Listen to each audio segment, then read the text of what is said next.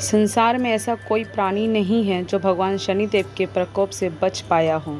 राजा हो या रंक, सभी को शनि की साढ़े साती या ढैया का प्रकोप सहना ही पड़ता है। लेकिन संकट मोचक हनुमान ही एक ऐसे देवता हैं जो शनिदेव के प्रकोप से बचा सकते हैं। हनुमान जी को उनके भक्त अजर अमर मानते हैं, क्योंकि ऐसा माना जाता है कि हनुमान जी अपने भक्तों पर कृपा करते हैं और उनके सारे कष्ट दूर कर देते हैं। वो महावीर भी हैं और हर युग में अपने भक्तों की समस्याओं का समाधान करते हैं। माना जाता है कि हनुमान एक ऐसे देवता हैं जो थोड़ी सी प्रार्थना और पूजा से ही शीघ्र प्रसन्न हो जाते हैं।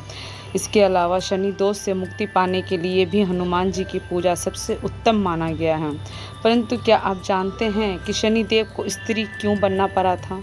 यदि नहीं तो आइए इसे जानते हैं।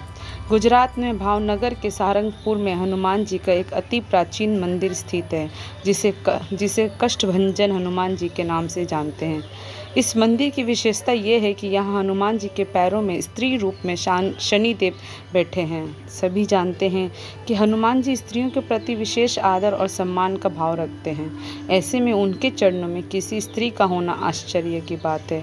लेकिन ऐसा क्यों?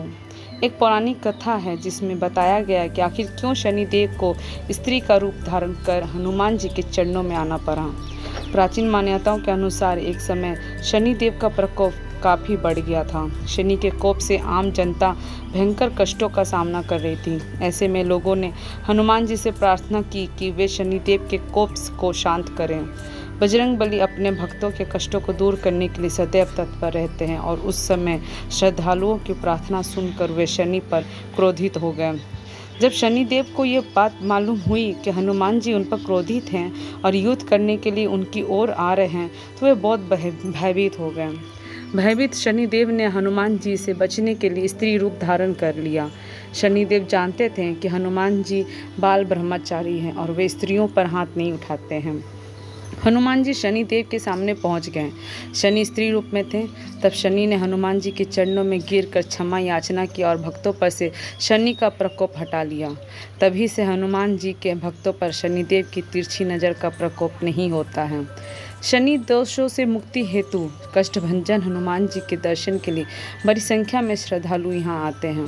सारंगपुर में कष्टभंजन हनुमान जी के मंदिर का भवन काफ़ी विशाल है। यह किसी किले के समान दिखाई देता है। मंदिर की सुंदरता और भव्यता देखती ही बनती है। कष्टभंजन हनुमान जी सोने के सिंहासन पर विराजमान हैं और उन्हें महाराजा धीराज के नाम से भी जाना जाता है।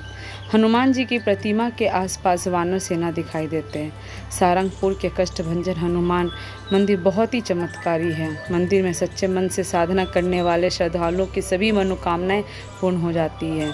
ऐसा भी माना जाता है कि यदि कुंडली में शनि का दोष हो तो कष्टभंजन हनुमान के दर्शन और पूजा अर्चना करने मात्र से सभी दोष खत्म हो जाते हैं।